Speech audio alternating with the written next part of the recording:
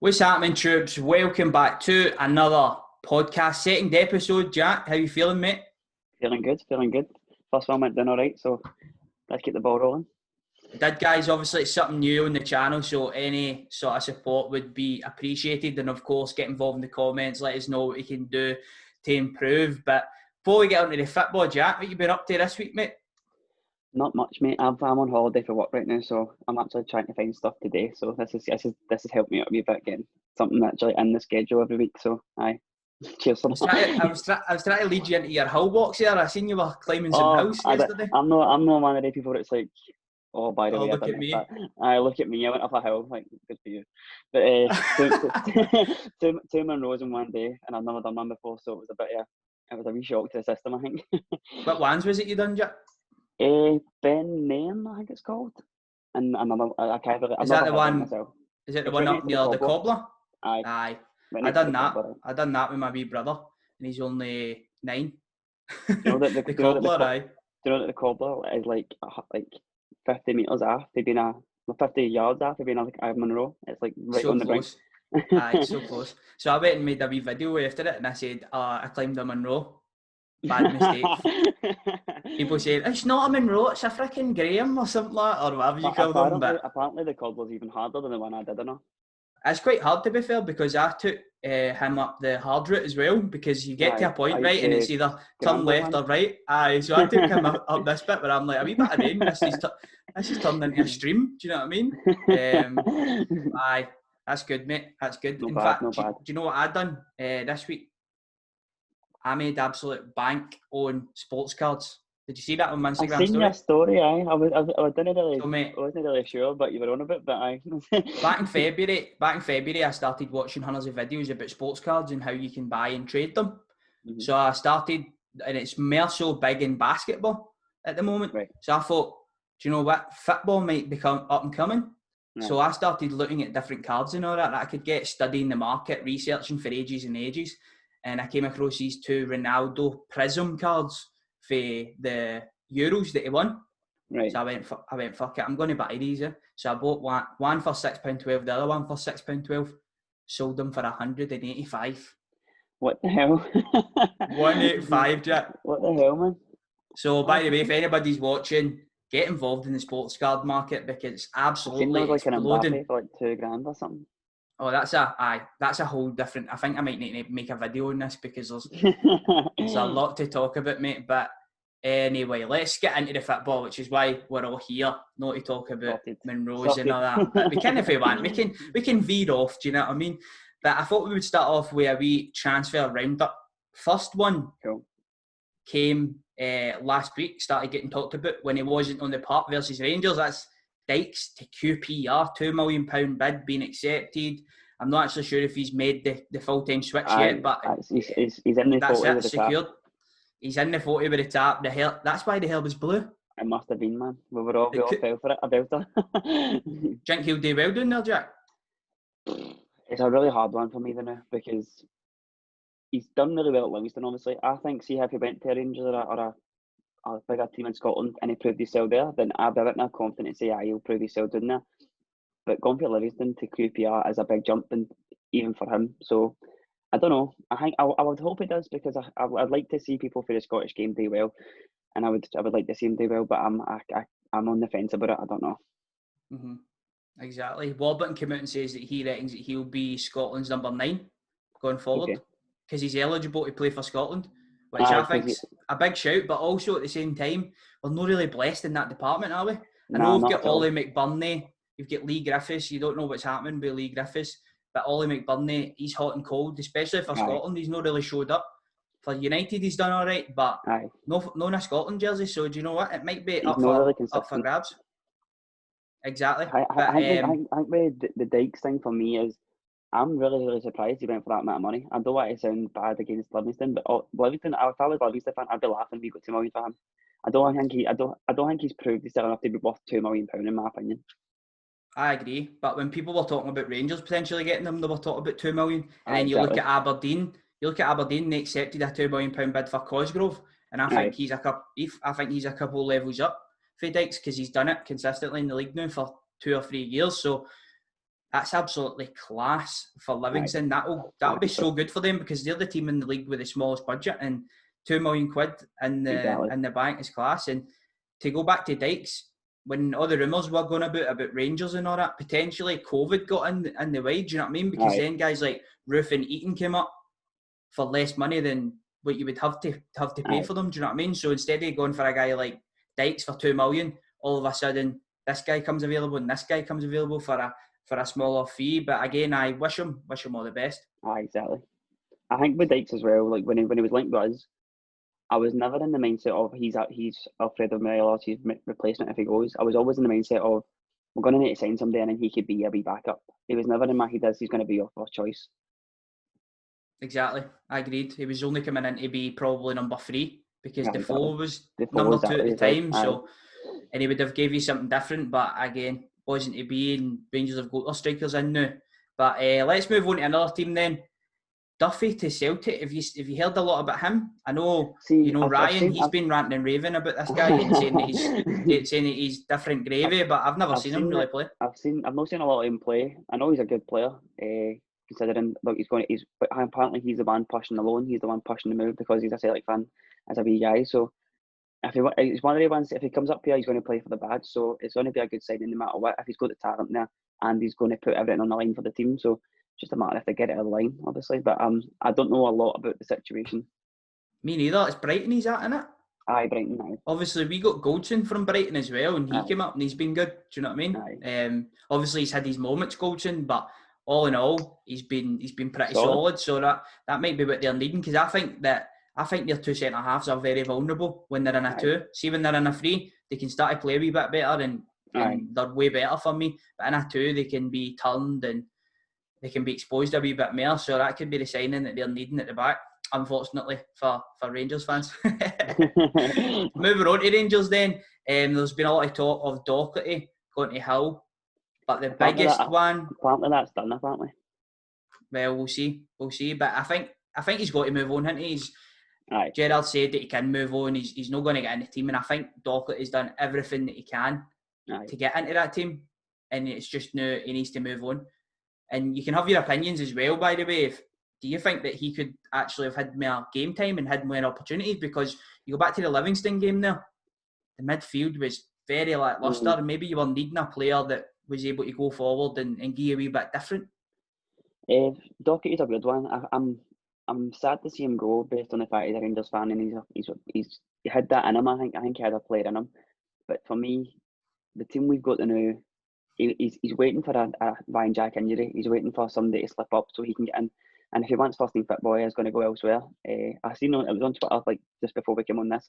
That guy does STV, the sports on STV News. He said it's it done, just waiting on clubs to confirm it. So best of luck to him as well. Hope he does good doing that, because it's a big move. It's a big move for him. Exactly, it'll be good for his career. Hopefully he can get in there, do well, because he's done really well on his loan moves to Shrewsbury and to Hibs. So I'm hoping he can get in there, do well, and then maybe even come back. Do you know what I mean? Down the line when he's ready. I've seen a few Rangers fans saying don't be surprised if we sign him for about $5 million in like a few years. Because his attitude is outstanding, Jack, and you can tell that he's a professional. I've heard he's constantly working, do you know what I mean? He's constantly doing extra, he's constantly on his diet and all that, and you can tell because he's absolutely chiseled to bits, mate. Which the English football loves that and all, don't they? English football loves that fit players, So I think he'll go down there and do well. But the one that hurts me right in the heart here, I can't believe I'm saying it. I don't like to talk about it, Bonnie. Ross McCrorie to Aberdeen on loan with a permanent figure lined up, and now people are starting to say, is it involving Lewis Ferguson coming the other way? Which is it's a better deal for Rangers, but also at the same time, McCrorie leaving, it's a pain, isn't it? It's all the stuff with Gerrard saying he's a future captain. When he was doing it down south, he was shutting down any numbers that was going to be permanent. He was like, no, he's coming back. He's a big player for us, and then he's back how long? And then a couple of bids and he's away. And it hurts even more either way to arrival, obviously. I don't like seeing him in that tap. No disrespect to Aberdeen, but as a Rangers fan, I'm sure Aberdeen fans don't like it, and players come to us. Ryan Jack is a good example. It's probably not as bitter as that is for them, because it was a captain coming to us and stuff like that, and Ross McCrorie asked to leave because he wasn't getting football. But It stings a bit. It stings. I'm going to miss him. Surely there's something in the contract where if he goes there and has an absolute barnstormer, that we're able to... the fee can go up, or we can stop it. There's surely something there, do you know what I mean, in the contracts? You know what football's like. That's where the Lewis Ferguson thing gets a bit complicated then, because is it a case of he comes to us if he goes to them permanently, or is it a case of we get Lewis Ferguson in the next wee week or so? I don't know how that even works. If he's already there with the tap on, why is Lewis Ferguson not here with the tap on for us? So I don't know how he can fit into this deal if it seems done to me, unless it's something in a season or so. Aye, I agree with that. But going on to Lewis Ferguson then, I don't see how he's any better than Ross McCrorie. I don't see how you can sell him and bring Ferguson in, who's going to do a similar player thing. Who's probably like knows good. He's going to do the exact same thing. He's going to be on the bench, play a cup game or two, come on as a sub, and be frustrated that he's not getting time, because he's not going to go at Jack, he's not going to go at Debo and Kamara. If Kamara, Davis, and Arfield, if they're on their day, who are you picking? Absolutely, mate. We're going to do a new wee thing on the show as well that you guys can get involved with. And it involves me asking Jack a wee question to just test him on his Scottish football knowledge here. So we'll good, man. We'll do this a few times during it. If you can get all the answers, obviously, we'll interlude in and out a wee bit, right? But okay. The question is, and guys, get involved in the comment section and on. No Google, all right? No Google. Can I use Google? No, you can't, mate. No Alexa either.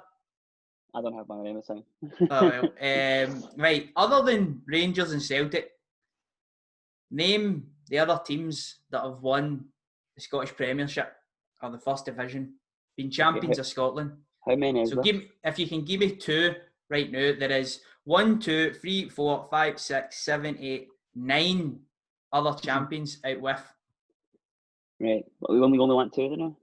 Aye, give me 2 or 3. Whatever you've got. So Dumbarton, I'm sure, shared it was the first year. Right. I feel like Aberdeen have won it when they were under Sir Alex, and Hearts must have won it. There you go, that's 3 answers there. Aberdeen have won the title, being champions of Scotland 4 times. Hearts joint with that 4 times as well, and Dumbarton twice. They shared that first one, didn't they? Dumbarton twice. So you've just got the top 3 there, but all the other teams have only ever won it once, Jack. So you're left with 1, 2, 3, 4, 5. Absolutely. See if you can get this, the one that's right at the bottom of this list here, by the way. I'll be so impressed. I'm pretty sure it's a team that isn't even a team anymore. Right, behave yourself. We'll get on it. We will get on it, mate. We'll get on it. Right. So get involved in the comments. Let us know what you are saying. Next big topic of discussion here. Rangers drop points. Points. They've been given the opportunity to go out there, go 11 points clear of Celtic, albeit they've got games in hand, and they go to Livingston and absolutely stink the house out. Gerrard said that the tempo was good. I've disagreed with that. I thought the midfield was too slow. Ryan Jack was just taking 5-6 touches of the ball and then just passing it to the side. Same with Glenn Kamara, and there was nobody willing to go forward. I don't think Kamara passed the ball once forward. I think that is because, see, sometimes when he takes a wee run forward, he's not too bad, but it's almost like he gets stage fright when he's in that final third. The thing that confused me the most about that whole game is we played against a Livingston team that had no intentions of coming out the second half, and they put a defensive team on. We put a team on that we put on against Celtic at Livingston. In Europe. But why are we not putting 3 at the back, having Barisic and Tab on the wing, if even, and absolutely gone for it and attacking them wherever it go? Why are we doing this stupid passing about the middle, trying to pass the ball in the back of the net? That keeper was their second choice keeper. Obviously, he made a great save for Barisic's free kick, but test him, hit him wherever, hit shots anywhere. How many shots did you get on target that whole game? 2 or 3. 2 or 3 against a second choice Livingston keeper. I know, that's bad. It wasn't until the last 15 minutes where they started just going for it. Switched on. They thought, we might actually get a goal here. It was as if they were just passing the ball about for ages, 75 minutes, expecting Livingston to come out of their shape, but they didn't. They just had a low block. They had everybody behind the ball, and every time the ball went forward, they didn't even have Dykes. So it was easy for Goldson and Hollander just to pick up the ball and then pass it out to the winger or the centre mids or whatever. When it cut to the manager of Livingston, Gary Holton, sitting there chuckling at nothing each. I'm like, he's buzzing with this result. Why are we passing Goldson to the keeper, back to Goldson, up to Tav, back to Goldson? for about 10 minutes we were in a rain half passing it about, trying to find a gap when we could just attack them, having a go. I think Kent was on the player in the attacking sense that looked like he wanted to do something with that game. I agree. I seen Barisic a few times running down the wing and having to cut back and get back to the centre back because there was nobody there making a move. He was getting frustrated, and I was like, you get it or not? You know that we shouldn't be just passing this about. Mm-hmm. Well, what's going to happen there? Is it up to the players to step up, or is it up to the management to change the system and get them going? In my opinion, I think Gerrard should have went with a more attacking team. I think he should have went in with the mindset of hitting them wherever we've got, because see the worst case scenario in that situation. We mess up an attack and Livingston getting a counter, and maybe Livingston go 1-0 up. But we've proved time and time again they can go 1-0 down and come back and fight and get a win. So I don't know why the attacking mindset wasn't there from the get-go, rather than waiting 75 minutes, realising this isn't going to work. Let's do it. And then by that time it was too late. You've got to fancy yourself versus Livingston, haven't you? 100%. If you leave gaps, do you know what I mean? You've got to fancy that if they're coming forward into those gaps, you're going to get in behind. Rangers it was just... Gone there is a tough task anytime you go there, because you know they sit in and you know they want to play for the point. So why play to their game? Why play in a sense of, it looked like we went there expecting a 50-50 game, and we played that way, and Livingston just sat in and waited for us and like try and get through this if you can, and we didn't even try, in my opinion. That was the perfect opportunity to go to Livingston and absolutely batter them. The pitch not to be a factor in, because they didn't have anybody. Like, no disrespect. Going forward, they didn't have anybody. Marvin Bartley was the best attacking player in the first half, and that's telling you something, because he's just, who I thought was absolutely class, by the way, and I said that in my video, up until he got injured, I thought he was brilliant, and credit where credit's due. In the defensive third, they were outstanding. They were winning every single ball, but they just weren't tested enough. As you said, the goalkeeper wasn't tested enough. They weren't running at the plate, they weren't running at them, committing them enough. It was just a poor performance. They were putting their body in front of it and just trying to make sure nothing was getting by them. And who was that? What was I going to say there? That striker, the striker that they had, probably had the easiest game of his life. How many times did he even touch the ball? Well, I think he was a young boy and they just brought him in. It was his first start on Donkeys, and what you'll notice as well is they actually, I believe, subbed him off, and they had another boy playing up front at one point as well, and there was like 2 or 3 guys they had up front, because they must have been asking themselves, every time this ball goes forward, that we're doing absolutely nothing, and we need somebody up there that can hold it up and do something. But shows you their best chance was a halfway line attempt. Mate, that would have been some... Oh, my God. I know, man. See when Sebald hit that? He's a good player, by the way, as well, Sebald. I rate him a lot, but he's right-footed and all. So, but see when he hit that shot, I thought that's in. Absolutely. I did get a wee fright, and when I seen him say that, I was like, why is he even allowed to do that? I know. That would be peak Scottish football, though, wouldn't it? Livingston don't have a shot all game and then just bang it in for the halfway line. It was peak Rangers, by the way. It was. But talking about peak Scottish football, mate, Hearts told that they can't train after taking all their staff out of furlough, putting them all back in, whatever, getting everything gone again, because of the actions of another club, 2 other clubs, or other clubs' players. They then get told, that's it, you can't train. They must be thinking to themselves, what have we got to do here to get a wee break? Did you know, was it Hull City? We're training in Edinburgh. That's it, aye. So how come... I messaged a boy that I know... That makes no sense, mate. But I messaged a boy that I knew and I said, well, at least you're getting a wee bit of money out of it or whatever. Like, they're coming up and using your training ground, maybe getting you a fee. And he's like, nah, mate, we don't even own that. So they're just using it and we're not. But I don't get that. How can a team come up... It seems like the Scottish League is very inconsistent with how they treat this whole situation. Like, I feel like, I know for a fact, see when the punishment stuff comes out for the Aberdeen and Celtic situation, I guarantee it'll be unfair for one more than the other. I feel like, obviously, what was the game that Celtic missed? Was it St Mirren? I think they missed Hamilton and Aberdeen. It was St Mirren. It was St Mirren. I feel like it'll be either Celtic or St Mirren will get the really, really bad end of the stick, and then Hamilton and the other team will be fine or something like that. Or something will go wrong, because it's Scottish football to a T. When they try and sort any situation out, they just don't know what they're doing. Absolutely, that is, mate. And what gets me the most here is that it wasn't even a Scottish government decision, this one. It was actually the SPFL or the SFA or whatever. The SPFL decided, nah, use on the training. What? But they've got... And Budget's put the money up for all the testing to be done properly. So Hearts should be allowed to train, and Hearts have got a Scottish semi-final coming up versus Hibs. They're going to get absolutely battered because they've not kicked a ball. It's honestly laughable sometimes with the decisions they come out with. I know, mate. I don't get it. If a club's got the finances to do everything the right way, then they should be allowed to change. If they've done everything the right way, why is it? Why? And then you say no. Why are then a team for doing South allowed to come up and do it? It makes no sense. It doesn't make any sense at all, mate. Doesn't make sense. But the biggest thing I think is the fact that they've took everybody out of furlough. So now they've took a massive financial hit because of it. So it's not just about on the part. Hearts are already financially, they're going to take a hit this season because they've kept players on because they want to go straight back up. They've brought in Nielsen, who's a good manager. He won't be on pennies, you know. And this is just even more of a financial hit for Hearts. So you've got to feel sorry for them, mate. After what happened with the relegation and obviously all that malarkey, and then it seems like they're getting punched when they're already done. Absolutely. Right, let's go back to this wee teaser. Let's get back. You were saying, Jack, that you believe one of the teams doesn't exist anymore. I don't think I'm going to be able to get it off the top of my head right now. But I'm sure they won it like early in the league. But I can't remember the name. I'm going to just try and guess a couple more actually. Right, on you go, mate. Hibs. Right. Talk us through your thinking. I'm pretty sure that they've won it like once or twice. Hibs have actually won it 4 times. 4 times? Fair enough. Okay. I didn't know Hearts and Hibs had won it the same amount of times. I know. I didn't even see Hibs actually when I was doing the thing because I said that Dumbarton were in the top 3, but they weren't. So there you go. Hibs were 4 as well. Dundee United. Yep, Dundee United. That's another one.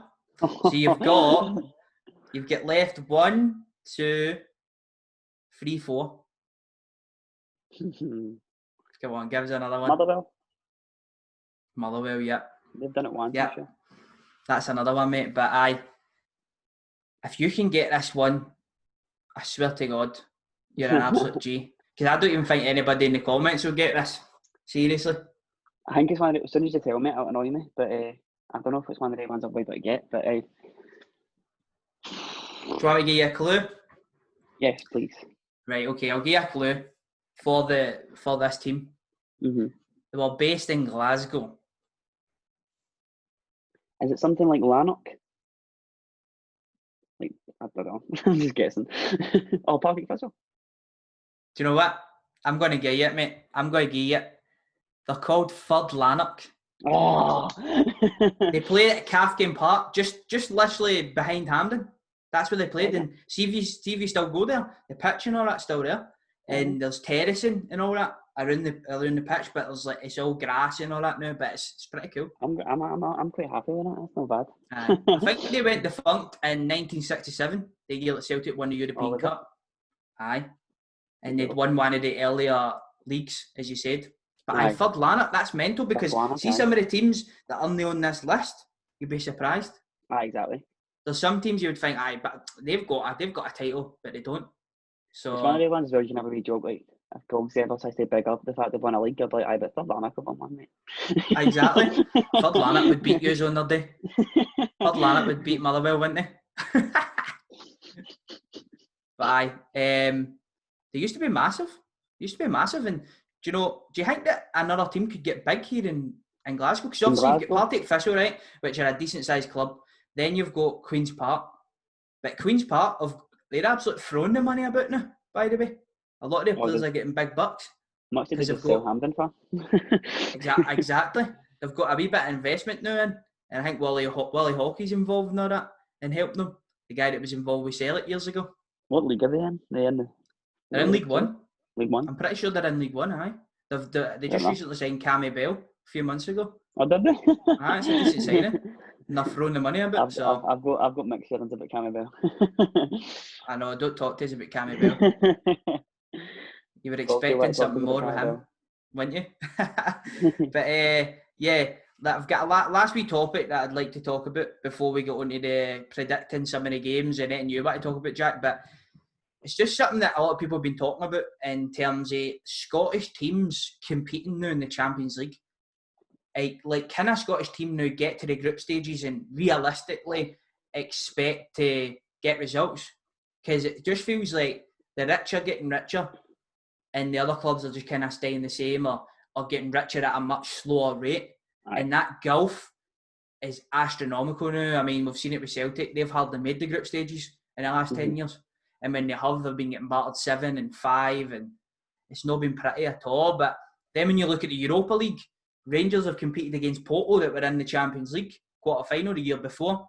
Celtic battered Lazio, which maybe is an average Champions League team. So where do you think we fit in that, man? Do you think that we could actually still go to the group stages and do all right?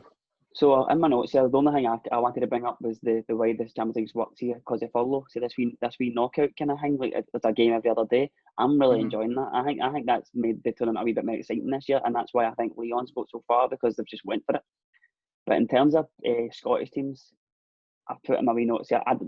A realistic goal for any Scottish team, I think, is if you get groups, your best goal is to get third against the Europa League. If you want a long European run, get into the Champions League groups, get a couple of glamour ties, maybe get a wee result here and there, get third in Europa League, and then go as far as you can. But as far as getting through to the last 16, it seems like that's going to take a bit. That was always hard. That was always hard. Do you know when it changed to Champions League and they brought in the groups and all that? That was always really tough. But I think that, as you said, they're seeing how the knockout competition. That's what the Champions League should be all about. Like the old European Cup, it was knockout. So you turn up on the day, you win, you're through. And also champions played in that. Now you're getting fourth. You can finish fourth in some leagues and still be in the Champions League, even though you're fourth best in your country. I think that's laughable, mate. I think those are the teams that should be going through fucking 4 qualifiers to get into the group stages. And look at the group stages. Celtic beat Barcelona. They've done well in Europe for how many years? And they just had to go and play this mad part-time team. Imagine like COVID wasn't here and they had to go away and fly to another country to play these mad part-timers. It's a complete waste of time. Even Ajax go to the semi-finals, and then the following year they had to play for the first or the second round qualifiers. It's ridiculous, man. They were the best team probably in the tournament. I know they ended up getting put out of Spurs, but I think if they went to the final against Liverpool, they'd have won that. They had De Ligt, they had De Jong, obviously in the second season. They did a much better game anyway. I can't believe a team like that has to go into the second qualifiers or the first qualifier. That's embarrassing. And they're in the Netherlands. Like exactly. It's stuff like that. You need to have FIFA need to have UEFA, sorry. You need to have a wee sit back and go, right, how do we restructure this? Because teams like that shouldn't have to play teams like that. It's a waste of time, especially when with the whole COVID situation as well. Celtic are playing that game. Obviously, if Celtic's games didn't get cancelled, they're playing that game. What was it, yesterday? And then they're playing it the weekend, and then they're going to have to do another one, and then they're going to have to do another one. And it's just that all these games racking up before they're even into a stage where they deserve to be already. Aye, but see if you like pull it back, right, and you start just doing knockout games. That's like a cup final, mate. Every game's like a final. Every game's like a final because you can't go away to a team and then sit back. Right. Do you know what I mean? You can't and expect a draw and to try and get them at home or whatever. You need to go with a game plan to win. And that's what the Champions League for me should be all about. That's what the European Cup should be all about. And it's just becoming too much about money. They're talking about creating a third tournament. That's just man. It's basically for me just to create an elite league. Just all these massive teams like the NBA, basically, right, where every team's owners are billionaires, and it's just an absolute money making exercise. Even the group stage, because that's, if you think about it, right, you look at a group, you've got, let's say, Barcelona and Dortmund. You know the two teams are probably going to go through, but they two teams play each other twice because hundreds of people are going to watch and it's going to make a lot of boodle, but they're still going to go through. That's why it gets boring. You end up, how many times have Liverpool played Napoli in the last few seasons or whatever? I know. You just hold it at that point. It's the same with Man U. I feel like Man U have played every team. They get the same kind of group every season. They go into Europe, and I'm like, but at a point where sometimes I don't even watch the Champions League when it's on. I'll put it on because I'm like, I get excited about it, and as soon as I put it on, I'm like, this isn't what it's made up to be at all, man. That's what I think Rangers and Celtic brought to Europa League last year, because a lot of clubs go into that and they're not bothered until the later stages. But we brought 50, 60,000 fans at every game and away games. We'd go to, I remember in the first season we went and played Villarreal and their stadium was empty, but the Rangers fans were there in numbers. Surely that's what UEFA want. Surely that's what the the Europa League wants. They want clubs that want to actually be in Europe and want to win these competitions, and it's becoming just too much about money, and it sickens me, to be quite honest with you. Porto away, and all. That stadium was sort of empty, and the full Rangers end was packed. I know. Rangers fans on the Porto bit. Tell me about it. Scottish fans are unstoppable. But I would be very, very surprised if a Celtic or a Rangers got to the last 16 in the Champions League in the near future. But see, the day it's such a massive achievement, isn't it? It is. Even back in the day, getting to the last 16 was a massive achievement because it was hard, obviously. So now it's even tougher. Man. You can't even take a team. It was kind of in the mindset as well. If Rangers or a Celtic got to the last 16, you kind of had that feeling like, oh, this is as far as we'll get. We're not really expecting to get further. Whereas now, if you go there, if you get to the group, getting out the group is the part you're like, right, we're not going to get any further than that. Which is obvious. It feels like the point, the roof we can reach is getting lower and lower and lower and lower. Aye, exactly, mate. I agree with it. The last wee thing I actually want to bring up there, just 40 on the spot, away goals. I hate that. I hate away goals. Like Juventus in the Champions League, I think they won 6 games, drew 1 and get beat 1, and they get put out. And they won the second leg against Lyon 2-1. Aye, that's they won. I hate away goals. In that same goal, and that they won, lost, and draw in one game. I know, I hate it. I hate away goals, man. It just ruins it. Because then Lyon were celebrating. Lyon were pure celebrating after getting beat. Getting beat 2-1. Exactly. So anyway, man. See, when I was growing up, I was never clued up on away goals. I remember when we even done our 2008 UEFA Cup run.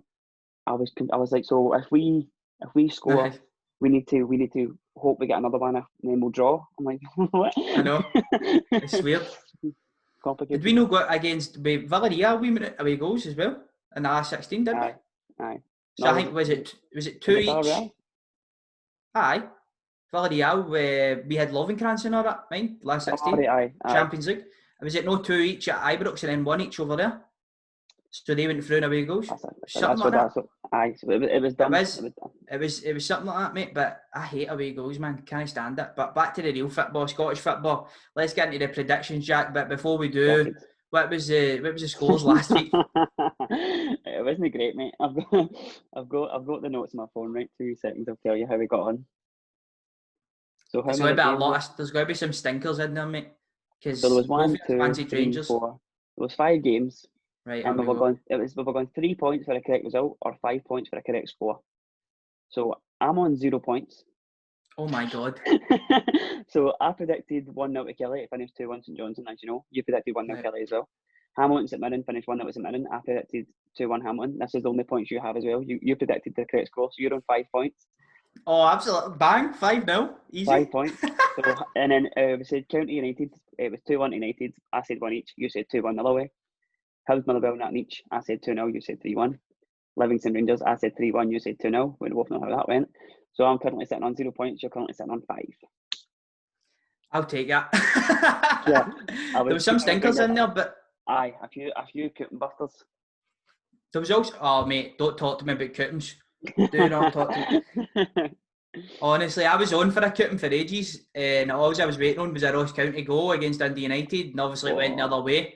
And then everything just came crumbling down below me because I was watching the Kelly game because I was doing a stream, and they were on top. They dominated the game. I heard that. But then they get a man sent off, and then that was it. And they just made 2 errors, and St Johnstone won the game. So I think we're unlucky with our 1-0 Kellys in that. I know, man. I know. I'm gutted with that, to be honest. But this is the week where I pull this. I'm going to get a correct score, and I'm going to get at least 2 correct results here.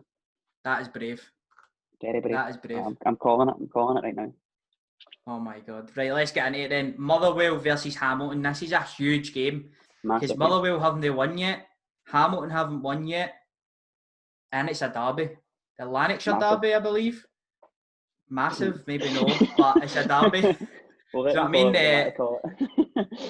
I'll kick us off here. I think Motherwell are going to win this game. And I'm going 2-0 to Motherwell.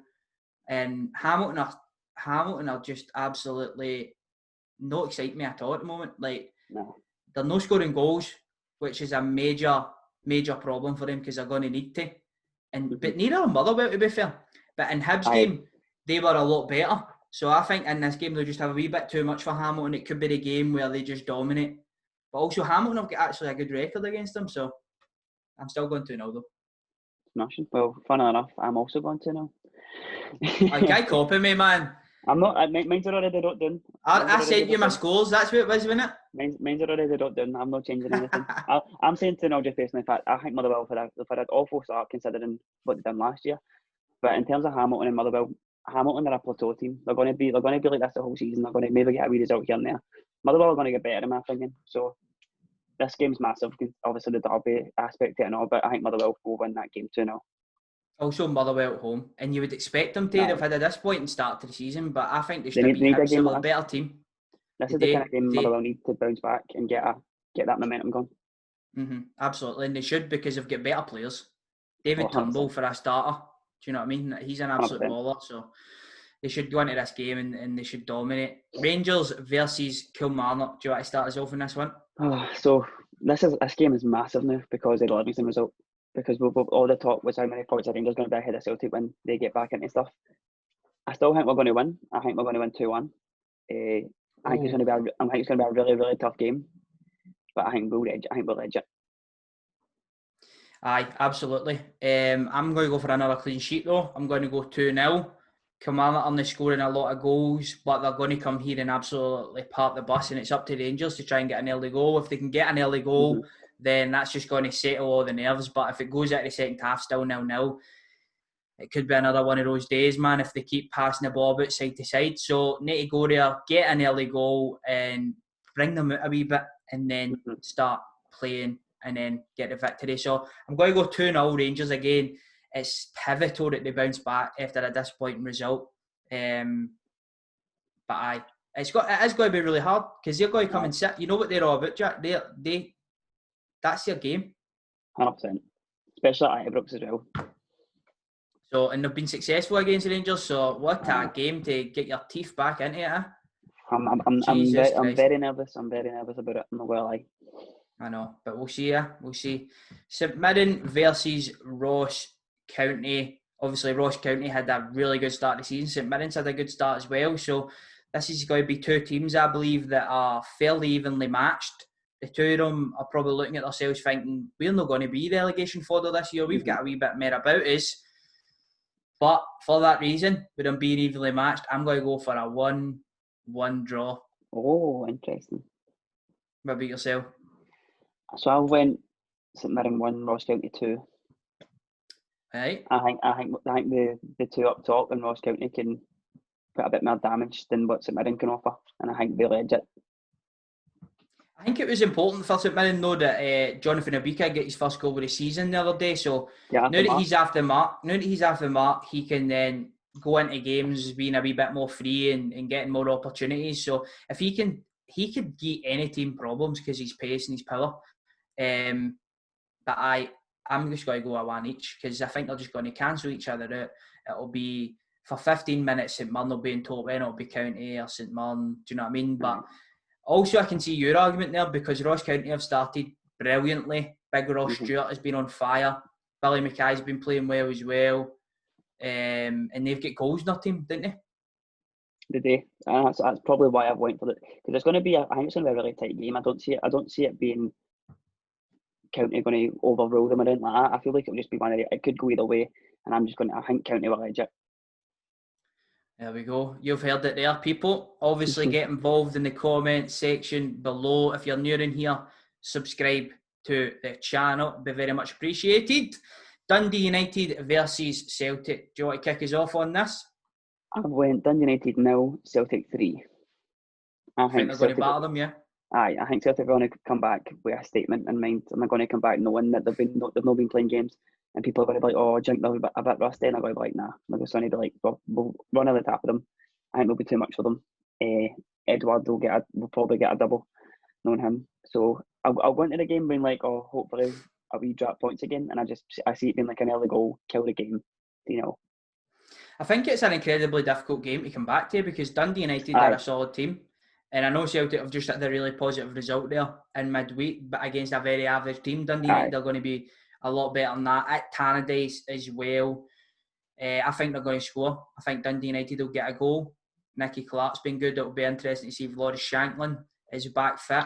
but I do think Celtic are going to win the game 3-1 because Dundee United like to come forward, and that is going to suit Celtic so much. If they leave gaps in behind, they are going to exploit them at will. But also, I think we're going to be in for an entertaining game there because they've got some good players, Dundee United. They're coming up fresh. They're showing a bit of ambition, which I like. I hate when teams come up and they just there to survive. Dundee United are there for top 6, top 3 maybe. Do you know what I mean? They're going for it this season. They've got a good squad. I think Celtic will just have too much in this game. Definitely. Right, Aberdeen versus Livingston. Aberdeen's first game back, of course. This is only going to be their second game of the season. They're currently bottom of the league, 0 points. Obviously, they were beaten by Rangers in the first game of the season. Livingston now starting to pick up some points. Scored a couple goals versus Motherwell away, played well. Obviously, got a good 0-0 versus Rangers. McCrorie will probably start. I don't know what the script is with all these other players. Like, are they going to be playing? Are they suspended? What's the deal? I'm not sure what the script is with that. I've not really heard anything for the club. I know that the Spfl are thinking about ways to punish and stuff like that, but I don't know if Aberdeen are actually. I don't think they're going to no play them. I feel like they will get played, and that's why I've went for an Aberdeen 2, Livingston 0. Oh Jesus! I'm actually going to make this my 0-0. 0-0. I think it's going to be a 0-0. Because I've heard there's a lot of fallout at the moment up in Aberdeen. Oh, right, okay. With some players, that's a rumour going about in it, that some of these players feel unjust, that they're handing in transfer requests or wanting out, this, that and the next thing. So I think that I just don't think they're going to be the same in this game. And they never played well versus us either, did they? And now they've had another couple of weeks of no playing games, and you need to play games. Livingston are in the ascendancy. I think they'll go up there, they'll park the bus, and they'll get another 0-0, and they'll be happy with that. Fair enough. I don't think they're going to go up and park the bus. I think they're going to go up thinking they can get a result because of the situation, and they're going to go up and try and unsettle them a wee bit. And I think that'll play in Aberdeen, who have a better team, have better quality, and they'll punish them for it. There you go. I think that they'll go up there. I still think they'll be defensive, mate, but they'll be a wee bit more expansive. They'll leave more gaps in behind because they're not as good a team as what they've previously played when they've done that. Livingston's goal threat is just what took a big dunt, so I don't see them scoring it. I don't see them, obviously both, as I've said, 0 goals for Livingston. I don't see them getting a goal, but the fact that they've just sold Dykes, the strikers, the only experience he's got is watching them sitting against us, so he's not really got that experience. I've just realised as well, actually, Aberdeen play tonight. I've just seen that there. They're playing tonight against St Johnstone, but we'll leave that prediction. We'll leave that prediction, but that might actually, if Aberdeen go there and batter them, that might change the predictions. But again, we're filming the now, so I'm still going to go a 0-0 because I think that they'll go up to St Johnstone, and I think St Johnstone will beat them. I think St Johnstone will beat them. That's weird that you said that. Do I just predict it as well then? I'm going 1-0 St Johnstone. I was going to say 2-1. 2-1. 2-1. Well, the people that are watching this will know probably by the time this is up, so how did they? Judging off it last week, mate, absolutely dire. Absolutely Kieran dire. You said last week, maybe we'll get a wee accumulator going. Don't bet anything we're doing. No. Bet responsibly, people. If you're under the age of 18, don't even get involved in that stuff. But if you're over the age of 18, you want to take a wee dabble, then go so. But don't listen to us because your tips are absolutely woeful, mate. Absolute woeful. Right, last game. Then, before we wrap this up, is St Johnstone versus Hibs. St Johnstone coming off a really good win versus Aberdeen. See what I did there? I was agreeing with you there. I was like, what was he talking about? Back-to-back wins, but Hibs, for me, are going to go there and they're going to win the game because they're going to bounce back for that 0-0, and I think they're going to go there and win 2-1. Nisbet's playing really well. We spoke earlier about Dykes potentially being the Scotland striker. Nisbet will have a word with that. Shanklin will be having a word with that, and that jersey's there for the taking. So I think he might have a wee goal. Obviously, he's only scored in one game so far this season, but he did score a hat-trick, and he's been involved in the other games with assists and stuff. And they've got Deutsch, Scotty Allen and the likes, and I actually really like Big Gogic in the middle as well, that they signed from Hamilton. He was a Warrior last season. They look like a real solid team this year. Aye. But also, for me, they're still a wee bit frail defensively. I think you can get them, and that's why I'm giving St Johnstone a go. I just don't think they'll be able to keep up with the forwards and stuff like that, and I think that Hibs will take this victory. I completely I agree with everything to say. The only thing I disagree with is I've said Hibs are going to get 1-0 goal. I've said 3-1. 3-1? That'd be another statement victory for Hibs there on their march for third. I think it's going to be a case of it'll be tight until it gets to like that 2-1 stage, and then St Johnstone will try and probably push for that equaliser, and Hibs with the talent of goal might just sneak a wee third at the end there. There we go. Boom. Right, let's finish off on the wee teaser. You've got a few teams still to get, mate. You've got third lineup. You've got Dundee United. You've got Motherwell, Dumbarton, Hibs, Hearts, and Aberdeen. So you've got two left. Yeah, it's one of the ones I'm just going to stare at me right in the face in it. There'll be somebody in the comments like that. I got them all straight away. Aye, brilliant. Kelly, boom, mate. You're on fire. I don't think you've had a wrong guess. To be honest, don't say that, as I've got one left to get. You've got one left, by the way. You've got Kelly. You've got one league title, 4 runners up, and 1 third place. So they have. Right, give me some sort of hint for the last one then. Right, they play right next to their rivals. Dundee, mate. Dundee have got a league title. Smashed it. 1 league title. I think it was in the 60s that they won that. They've been the runners-up 4 times, and they've been third place once. Fair enoug enough. Fair enough. They'll play today, man. Aye, not bad. But the biggest shocks for me, there's your third lineup and your Dumbarton. Dumbarton with 2, by the way. 2. Because I'm pretty sure they shared the first one and then won the second. That's right. Well, there you go. They were absolute boys back in the day when football just started to exist. Not so much now. The Suns on the... Aye. But aye, that's still class. Aye, it's not bad for a... See when you think a team like third lineup who aren't even a team anymore. I've got the same amount of league titles as Gogsy's Motherwell. Coincidentally, by the way, some of the teams that have just missed out, Airdrie have finished runners-up 4 times. Oh, man. That's heartbreaking. They've finished runners-up 4 times. Falkirk have finished runners-up twice, and Morton have finished runners-up once. None of the other teams have finished runners-up or champions. Mental. That is mental. That is absolute mental. Clyde have finished third 3 times. It's sad because I'm never going to get there again. I'm never going to get there again. I know. But there's some big clubs in Scotland. It'd be good to see them get back up. Like Clyde are a decent club, man. You would like to see Clyde further up in the leagues. You would like to see Falkirk and Raith Rovers and Dundee and all these teams up further up in the leagues, man. So in my head, Falkirk should be a top tier team. I mean, look at their stadium. That's a belter. And I went to Dunfermline as well. I went to the Falkirk versus Dunfermline rivalry. And there was 5,000, 6,000 fans at the game. It was brilliant. See the Dunfermline fans, they were unbelievable. It was 2-0 to Dunfermline on the day, but it was brilliant, and it shows you exactly. He was supposed to be at the game. We'll not say how he never got there, but he was supposed to be at the game, and he was grafting. That's it. He was living up to his namesake. Absolutely, but it just shows you there's life outside the Old Firm. Aye, 100%. Even in the juniors and all that. Junior football is brilliant. Scottish the Lowland League. I think Scottish football as a whole is the support and the fan bases are just unrivaled in terms of passion. Absolutely, mate. So if you are not for Scotland, get involved in Scottish football. Pick a team and get involved. But that's going to do us for this video. Thanks very much for watching. Jack, you any finishing words, mate? Well, not really much. Anybody that's put you in the spot there. A wee bit, mate. Anybody that's watching, obviously, follow the Instagram we've just made. Obviously, there's content going up on that every day as well. So get involved. Yes, shine the wee light on Scottish football. Trying our best with that. And subscribe to the channel, and we'll see you later.